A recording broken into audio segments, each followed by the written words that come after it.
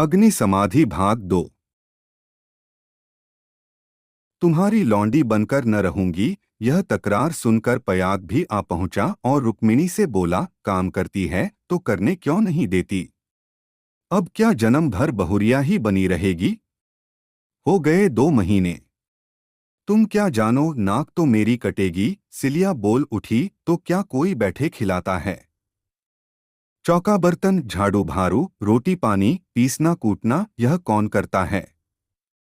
पानी खींचते खींचते मेरे हाथों में घट्ठे पड़ गए। मुझसे अब सारा काम न होगा। पयाग ने कहा, तो तू ही बाजार जाया कर। घर का काम रहने दे, रुक्मिणी कर लेगी। रुक्मिणी ने आपत्ति की, ऐसी बात मुंह से निकालते लाज नहीं आती। 3 दिन की बहुरिया बाजार में घूमेगी तो संसार क्या कहेगा? सिलिया ने आग्रह करके कहा, संसार क्या कहेगा? क्या कोई ऐब करने जाती हूं? सिलिया की डिग्री हो गई। आधिपत्य रुक्मिणी के हाथ से निकल गया। सिलिया की अमलदारी हो गई। जवान औरत थी। गेहूं पीस कर उठी तो औरों के साथ घास छीलने चली गई और इतनी घास छीली कि सब दंग रह गईं। गट्ठा उठाए न उठता था। जिन पुरुषों को घास छीलने का बड़ा अभ्यास था, उनसे भी उसने बाजी मार ली। यह गट्ठा 12 आने का बिका। सिलिया ने आटा, चावल, दाल, तेल, नमक, तरकारी, मसाला सब कुछ लिया और 4 आने बचा भी लिए। रुक्मिणी ने समझ रखा था कि सिलिया बाजार से 2-4 आने पैसे लेकर लौटेगी तो उसे डांटूंगी और दूसरे दिन से फिर बाजार जाने लगूंगी। फिर मेरा राज्य हो जाएगा। पर यह सामान देखे तो आंखें खुल गईं। पयाग खाने बैठा तो मसालेदार तरकारी का बखान करने लगा। महीनों से ऐसी स्वादिष्ट वस्तु मयस्सर न हुई थी। बहुत प्रसन्न हुआ। भोजन करके वह बाहर जाने लगा तो सिलिया बरोठे में खड़ी मिल गई। बोला, आज कितने पैसे मिले? 12 आने मिले थे, सब खर्च कर डाले। कुछ बचे हों तो मुझे दे दे। सिलिया ने बचे हुए 4 आने पैसे दे दिए। पयाग पैसे खनखनाता हुआ बोला, तूने तो आज माला माल कर दिया। रुक्मिणी तो 2-4 पैसों में ही टाल देती थी, मुझे गाड़ कर रखना थोड़े ही है। पैसा खाने पीने के लिए है कि गाड़ने के लिए? अब तू ही बाजार जाया कर, रुक्मिणी घर का काम करेगी। रुक्मिणी और सिलिया में संग्राम छिड़ गया। सिलिया पयाग पर अपना आधिपत्य जमाए रखने के लिए जान तोड़कर परिश्रम करती। पहर रात ही से उसकी चक्की की आवाज कानों में आने लगती। दिन निकलते ही घास लाने चली जाती और जरा देर सुस्ताकर बाजार की राह लेती। वहां से लौटकर भी वह बेकार न बैठती, कभी सन काटती, कभी लकड़ियां तोड़ती। रुक्मिणी उसके प्रबंध में बराबर ऐब निकालती और जब अवसर मिलता तो गोबर बटोरकर उपले पाथती और गांव में बेचती। पयाग के दोनों हाथों में लड्डू थे।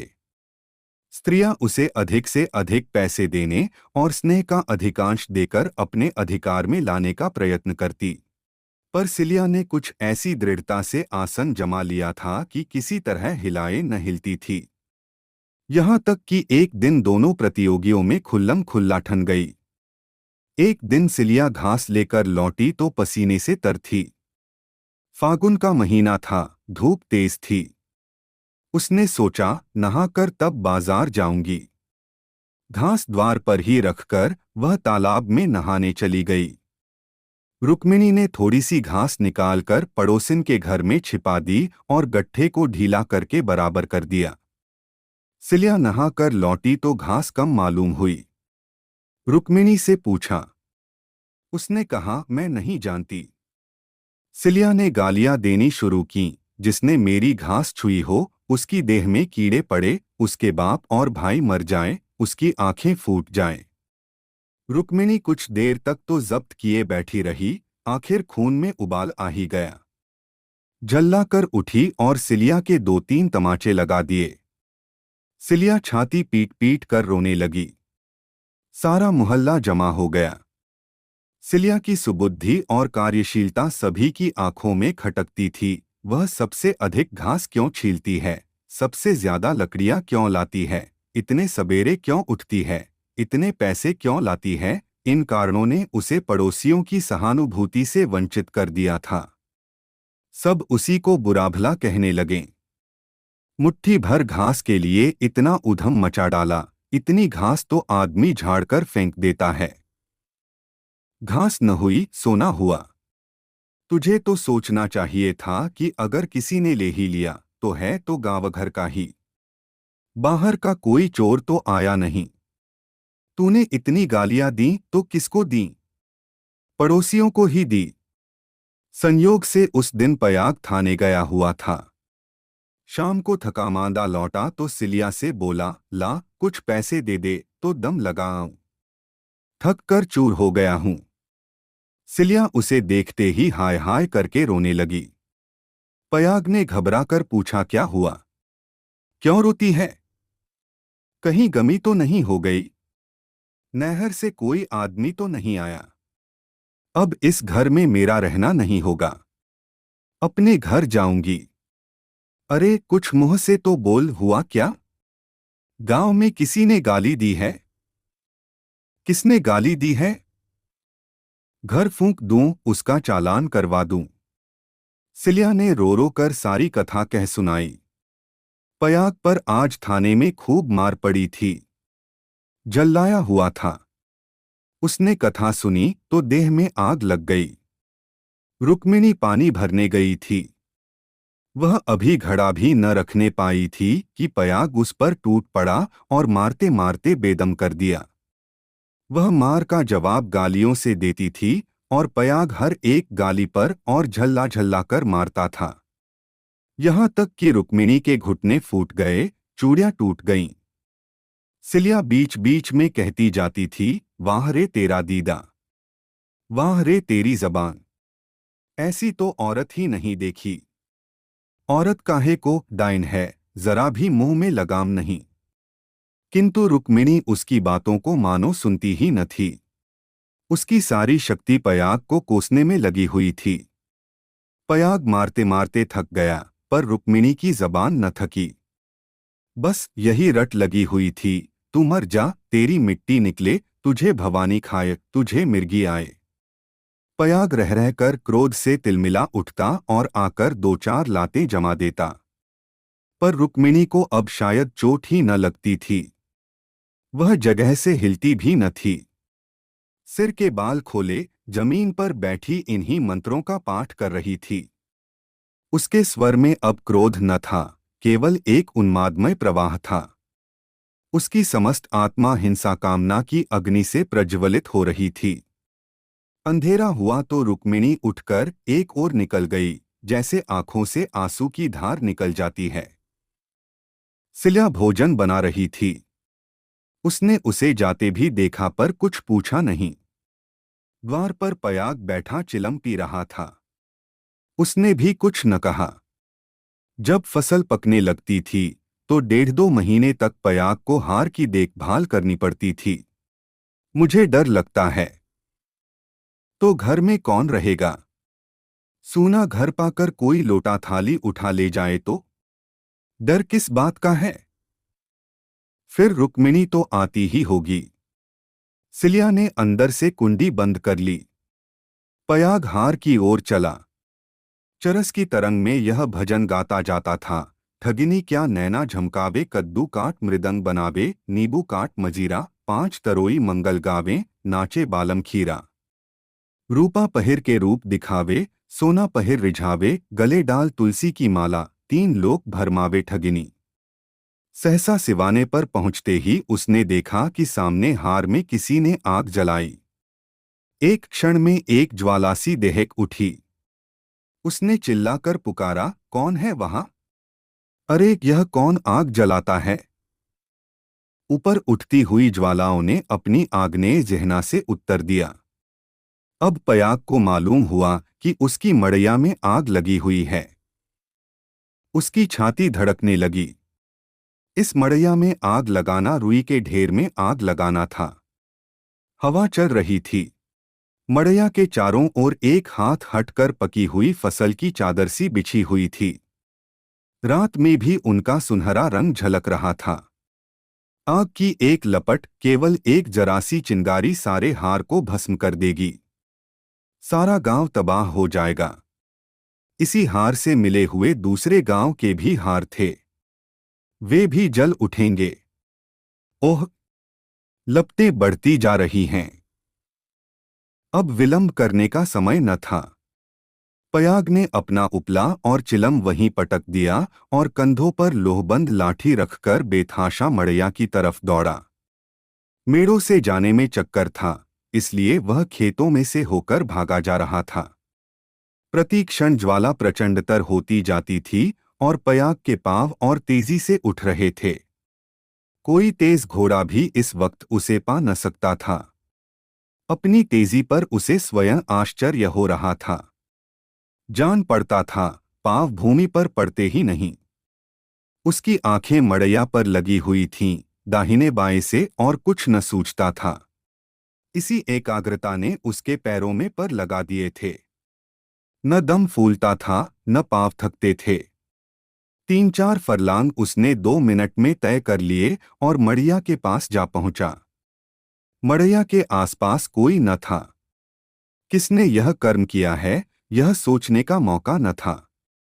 उसे खोजने की तो बात ही और थी। पयाग का संदेह रुक्मिणी पर हुआ, पर यह क्रोध का समय न था। ज्वालाएं कुचाली बालकों की भांति ठट्ठा मारती, धक्कम धक्का करती, कभी दाहिनी ओर लपकतीं और कभी बाईं तरफ। बस ऐसा मालूम होता था कि लपट अब खेत तक पहुंची, अब पहुंची। मानो ज्वालाएं आग्रहपूर्वक क्यारियों की ओर बढ़ती और असफल होकर दूसरी बार फिर दूने वेग से लपकती थीं। आग कैसे बुझे? लाठी से पीट कर बुझाने का गौन न था। वह तो निरी मूर्खता थी। फिर क्या हो? फसल जल गई तो फिर वह किसी को मुंह न दिखा सकेगा। आह! गांव में कोहराम मच जाएगा, सर्वनाश हो जाएगा। उसने ज्यादा नहीं सोचा। गवारों को सोचना नहीं आता। पयाग ने लाठी संभाली, जोर से एक छलांग मारकर आग के अंदर मड़ैया के द्वार पर जा पहुंचा। जलती हुई मड़ैया को अपनी लाठी पर उठाया और उसे सिर पर लिए सबसे चौड़ी मेड़ पर गांव की तरफ भागा। ऐसा जान पड़ा मानो कोई अग्नियान हवा में उड़ता चला जा रहा है। फूस की जलती हुई धांजियां उसके ऊपर गिर रही थीं, पर उसे इसका ज्ञान तक न होता था। एक बार एक मूठा अलग होकर उसके हाथ पर गिर पड़ा।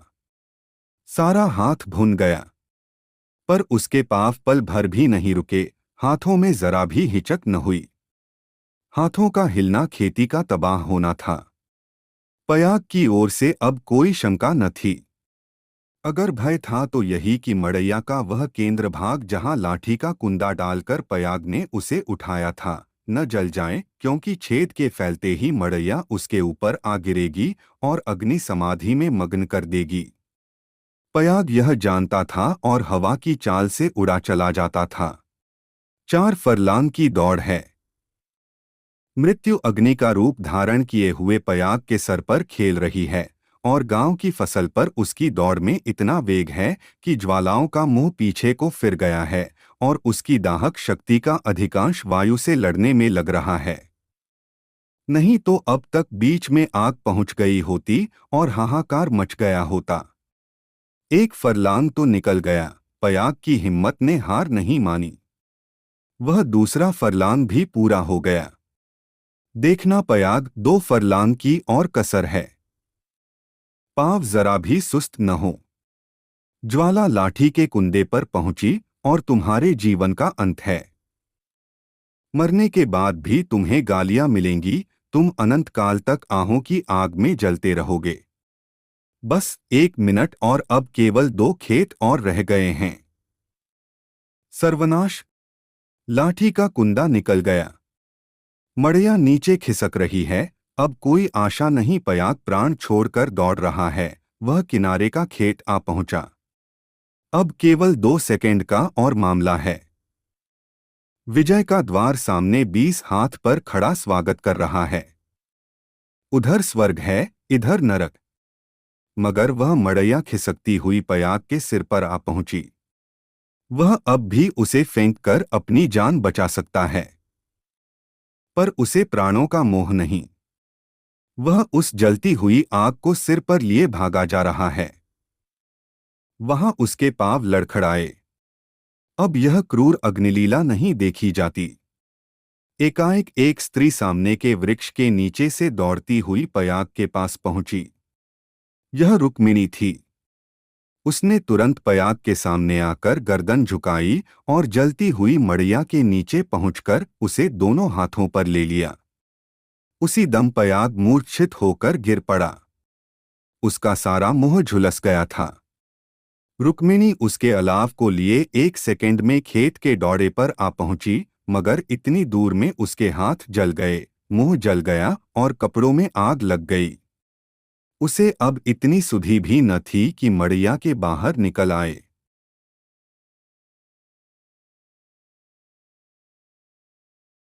वह मड़ैया को लिए हुए गिर पड़ी। इसके बाद कुछ देर तक मड़ैया हिलती रही। रुक्मिन हाथ पांव फेंकती रही, फिर अग्नि ने उसे निगल लिया। रुक्मिन ने अग्निसमाधि ले ली। कुछ देर के बाद पयाग को होश आया। सारी देह जल रही थी। उसने देखा वृक्ष के नीचे फूस की लाल आग चमक रही है। उठकर दौड़ा और पैर से आग को हटा दिया। नीचे रुक्मिन की अधाजली लाश पड़ी हुई थी। उसने बैठकर दोनों हाथों से मुंह ढांप लिया और रोने लगा। प्रातः काल गांव के लोग पयाग को उठाकर उसके घर ले गए। 1 सप्ताह तक उसका इलाज होता रहा, पर बचा नहीं। कुछ तो आग ने जलाया था, जो कुछ कसर थी वह शोकाग्नि ने पूरी कर दी।